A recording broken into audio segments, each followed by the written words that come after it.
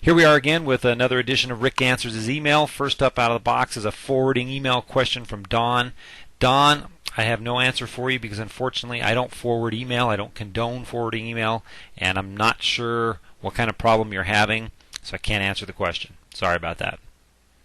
Laura is getting a pop-up supposedly from Microsoft saying she needs to update and buy SpyGuard 2009. Don't do it, Laura, or anyone else out there that gets this kind of stuff. It is a ruse just to take your money and ruin your computer further than it already is.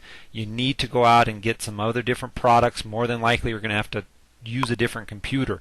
They're using what's called social engineering to trick you into putting this stuff on your computer, and then it bypasses your legitimate software since you've agreed to do it.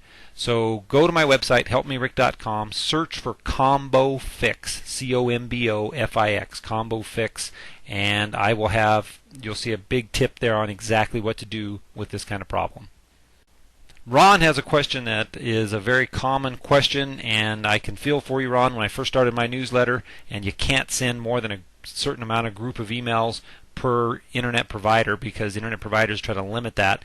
What you're going to need to do is go to a place like Yahoo Groups or Google Groups. Both Yahoo and Google offer a groups program. It's a little web-based program that allows you to subscribe folks to your newsletter, and then you can send out one email, but it's through this groups project, and it'll go to all those people. It'll also have the added advantage of having all those messages archived, if you like, on the web. So it makes it real easy. It's free, and you can build your list up to hundreds and thousands of people if necessary with either Google Groups or Yahoo Groups.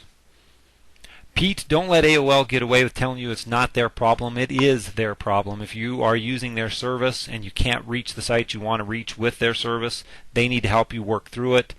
If you're having a situation like you are with any web provider, it could be a situation where you have some kind of an infection on your computer that's preventing you from going to certain sites. You always got to make sure that you're keeping your computer protected with antivirus, anti-spyware software, and make sure they're updated and scanning regularly. Also, keep your Windows updates up to date as well. Anthony provided me with a generic error that he's getting, but unfortunately you didn't give me any background information, Anthony. I need to know when it happens, what program you're using when it happens, how often it happens, when did it start, those kinds of pieces of information, and then I'll be able to piece together an answer for you. Donna, there are two kinds of hard drives. Well, there's more than that, but there's two major kind of hard drives. The SATA, S-A-T-A, which you referred to in your email, and what's called IDE, a couple of different variations of IDE.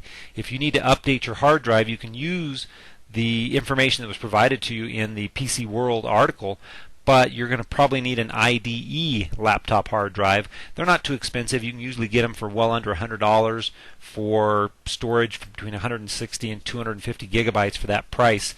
So go back and go to your manufacturer, in your case was Dell, make sure that your hard drive is an IDE, and I'm sure it is, and then you can pick up a new hard drive and use the same techniques described in the PC World article to update your particular laptop.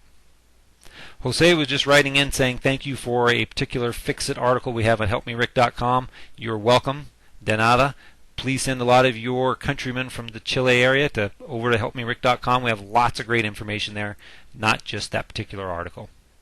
Ken, I believe that the problem that you're having is probably a pop-up blocker. When you click on a link in any email, usually it wants to open that link, especially web-based mail, it wants to open that link in either another tab, if you have a tabbed browser, which hopefully you do, or into a new window totally, and you probably have either a Yahoo Toolbar or a Google Toolbar or any one of the numerous toolbars that can go on your browser, and the pop-up blocker is probably enabled and blocking the pop-up, blocking the link that you're trying to click on. So check into that, and I'll bet you'll find that's the answer.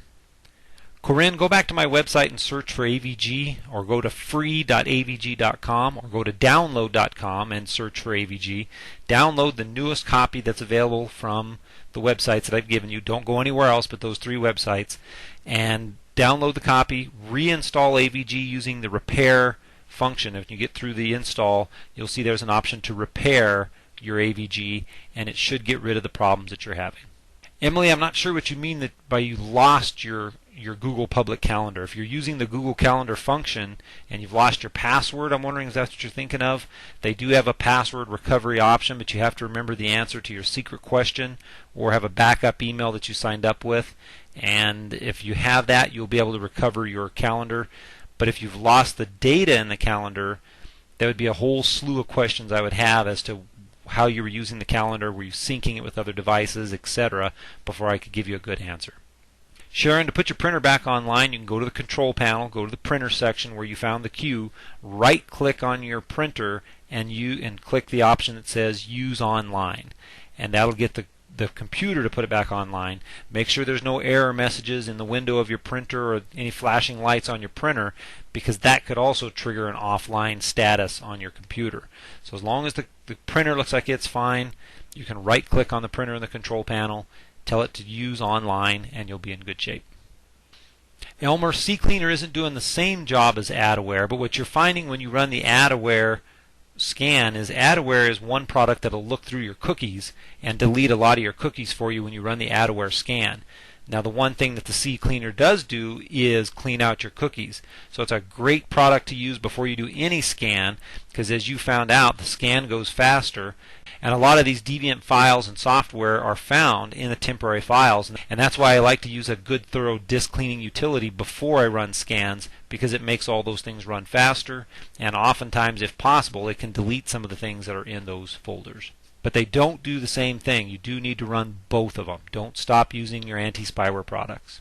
Marilyn wants to know how to enable the blind carbon copy box in Outlook Express, and you do it the same way in Windows Mail and Windows Vista. Just open up any new email and then click View from the menus and then click All Headers. When you click All Headers, the blind carbon copy box comes up. Marilyn, a plugin is an extra program, a helper program, if you will, that if you're on a website that requires video or maybe some kind of animation or something on that particular site, it'll need things like Flash or Java or Macromedia, different things like that, and you do want those if you want the full functionality of that web page. Barbara, the answer is on my website at helpmerick.com. Just search for missing menu on helpmerick.com. You'll find your answer.